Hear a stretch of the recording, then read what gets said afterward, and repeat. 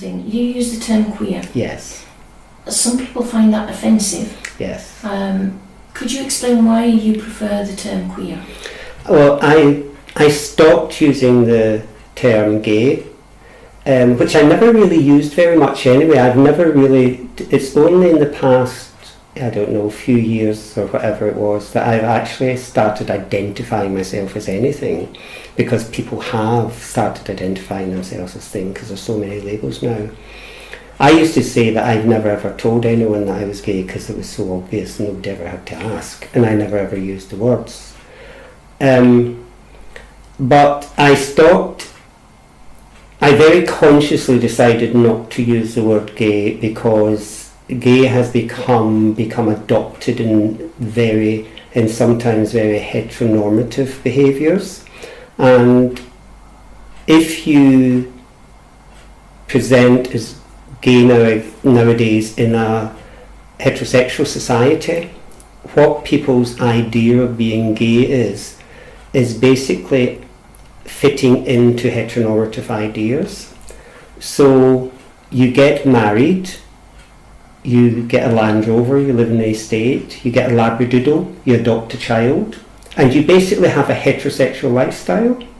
And what is really weird, the only other sort of, and I'll use words like acceptable, I'm not that extreme, but I'm using it to make it easy. The only other way that sort of like heterosexual society will think you're fine and not a problem is if you're a drag queen, and that's because you're entertainment. So, you get 16-year-olds who just want to be a bit different, and their mums are saying, why can't you be like Barry and John who live up the road, have got the poodle? Or why can't you be like Jason who's the drag queen and got his gran on the float at Pride? So there's these two extremes of heteronormative behaviour. So gay has started to become used to explain those lifestyles. And people who don't fit within those lifestyles, which I have never done, I've never fitted into either of those lifestyles. If you present as gay, people then criticise you. Because you can't be gay. Where's your husband? Where's your Land Rover? Where's your Labradoodle? Or where's your drag outfit? So you're not really gay. You're something else. So I started identifying as queer, which at the time and nowadays sort of defines more what I do, which basically means I don't fit into this sort of heteronormative idea of being gay.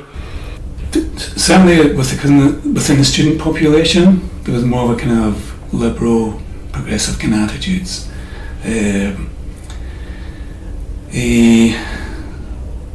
you sort of Glasgow middle class, I guess, were a bit more progressive, and a lot of them are old hippies anyway. But I think in terms of the kind of working class culture, there was definitely a kind of resistance to any of that stuff, and that's all tied up with ideas of masculinity and all that kind of thing as well. Certainly in the Easter House, as I referred to earlier, there was it was difficult for me to be in that environment, because it's very, very oppressive in terms of, never mind sexual orientation, but just your gender as a man and how to be a man. I mean, if you were sitting and you crossed your legs, you were a boof. There was all that kind of sort of stuff that went on, and that was all very oppressive, and certainly in encountering sort of people from Easthouse or my peers or from the other estates or other working class areas, there was that kind of pervasive kind of a toxic sort of attitude. I don't think I fully realised until I was in my early 20s. So maybe that made it easier. Some of that was because nobody was gay in Ayrshire at that time, so it didn't really. So I had relationships with boys and stuff, and I wasn't not into that. So it took me a while to realise. So I can't say that I had a difficult time of it, So I suppose I realised I felt attracted to women, and that was at that time something to feel quite ashamed of and confused, and so I told a few close friends, and they were very supportive, and then I sort of moved to Glasgow and went out on the gay scene and started to sort of explore my sexuality a bit, but still at that time I was thinking that maybe I was bi. I wasn't too sure. It was a confusing time, and I suppose that meant that there was a number of years where you're kind of living a little bit, feels a bit like subterranean, where you're going to gay clubs but not telling straight friends and stuff. Like, I remember having a flatmate when I lived in the West End, and I remember coming back from being out in like the Polo Lounge or something, and I remember her asking me, where were you tonight? And I said, oh, I was in this bar called, and I just chose this bar called October Cafe, which was a lie. I hadn't been there at all. And my flatmate, who was straight, said, well, that's weird, because I was at a private birthday party there. And I was like, oh shit, sorry. So do you know what I mean? Those kind of collisions could happen where you could get caught out, and so you were always like, you know, if you were making new friends or being in the workplace, you were always hiding a part of yourself, and it wasn't a nice way to live, because I'm quite an open person and I like to make friends, different aspects of my life. So it was, it doesn't, I mean, the only thing I can compare it to for heterosexual people, like maybe having an affair or something where you couldn't tell people about, or if you were doing a job that was secret or whatever, but it's psychologically corrosive, I think, to be in the closet. So it was a difficult time, but it was definitely better to be in that situation living in a city than it would have been living in a village. If I'd stayed at home, that would have been impossible. There wouldn't have been anywhere to go. You know, there wouldn't be any like gay clubs in Ayr. So people perhaps have had itinerant lifestyles. Their health may be less than the general population.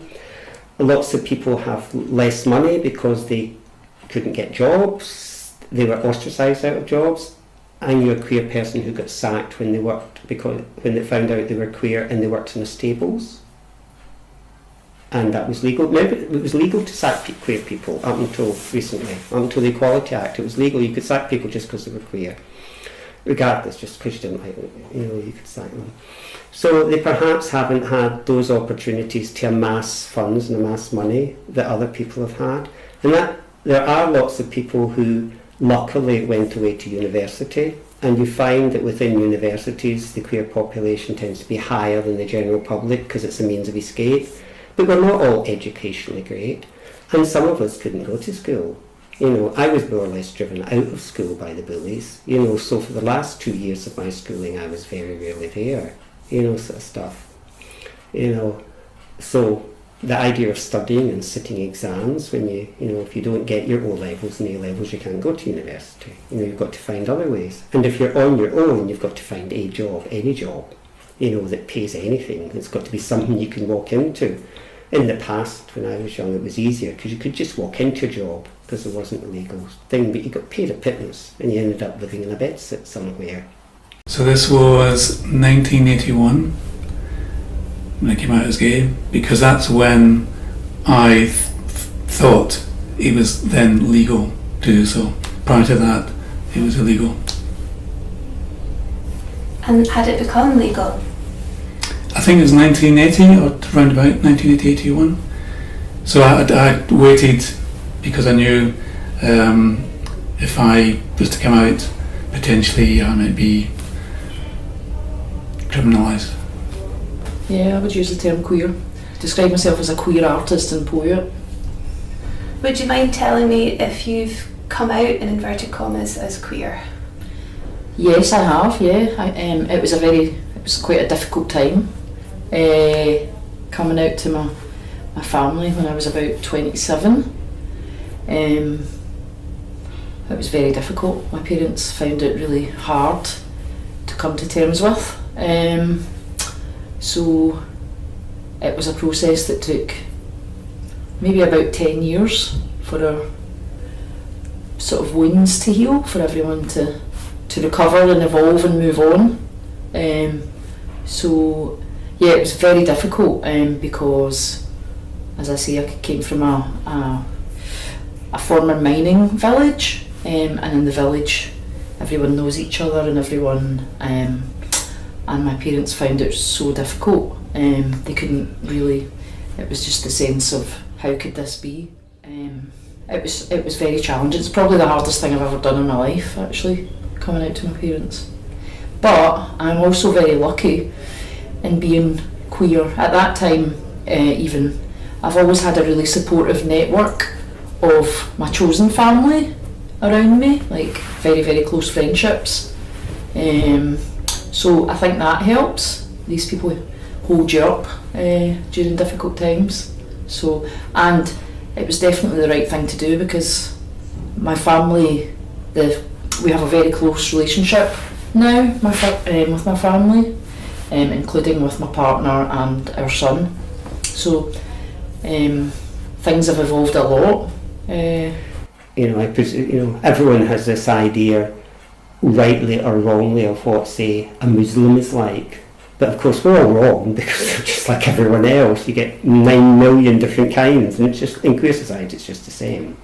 People are amazed that I don't go to Pride, but also I don't go to Pride because I was banned from Pride in the early days because they didn't want me, because in the early days the chant and the campaign was "We are just like you," and you can't do "We are just like you" if I'm rolling up in my pink Dior coat, and my yellow wedgie heels and stuff with a bag, and remember, men didn't have bags up until the 90s, and sort of lad culture and laptops started. Men didn't have bags, and I've always had a bag, and I don't mean a handbag, but a bag, like a sort of bag that men have now, because it was easier. Having a handbag was a euphemism for being queer amongst, it's what sort of like nice ladies would say. They wouldn't say, "Oh, he's a poof or something," they would say, "Oh, blah, blah, blah. Is that Robert married?" And like my auntie would say, "No, he's got a handbag." And that meant he was queer. So me actually physically having a bag was like a big signal. So if I went to Pride or something, I attracted a lot of attention, either negative attention, so all the abuse and bricks would start, or if there was a photographer or the newspaper that they just wanted to take pictures of me because I was a strange looking thing, where it was all these guys in jeans and cheesecloth shirts saying, with moustaches, saying, "We're just like you, we're just like you," and then me swinging my bag. When you were in your 20s, did you feel safe walking around Glasgow, going into gay pubs or what were known to be gay pubs? It depends which part of the city and which venues you were going to. So for example, the first ever gay pub I went to was taken in by a college friend. It was called the Vintners on Clyde Street. So it's at the bottom of Jamaica Street, Clyde Street.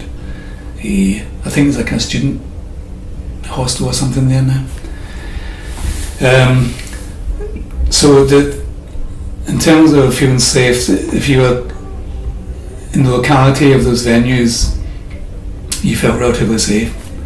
But certainly when I came out, I was hyper alert to any kind of dodgy characters or, say, groups of guys or whatever, a gang of guys just in the street and being rowdy and stuff, because you didn't want to get their attention.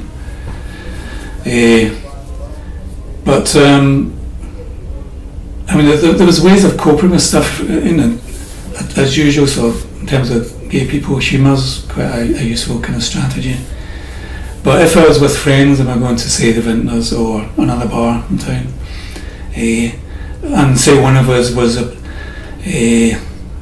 let's say a wee bit flamboyant, okay, then there was a code word we used, and it was called buffs, BUFFS, if we felt there was potentially going to be an issue.